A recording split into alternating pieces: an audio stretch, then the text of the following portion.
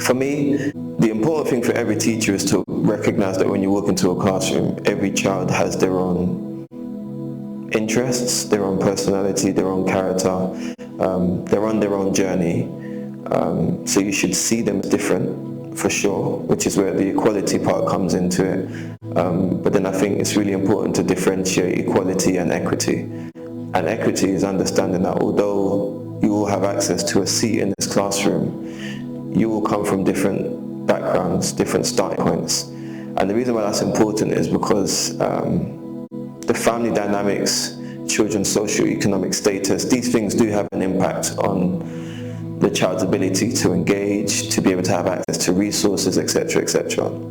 So to answer the question, if somebody was teaching a child like myself, or a child who was like me when I was younger, I would say think outside of the box as a teacher, because very few teachers did that for me.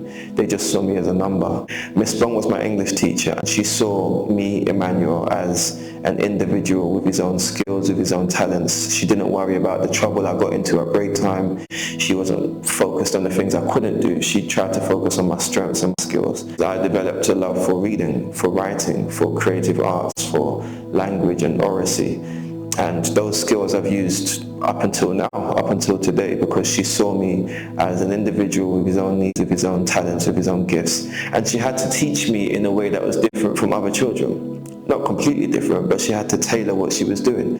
That is what differentiation is. So the simplest answer I can give is recognize that every child has their own, I've said this like 3 times, their own interests, their own character, their own personality. Try your best to tap into that person, that individual, which is key, because what you deposit into them could be the difference between their journey and how successful they are.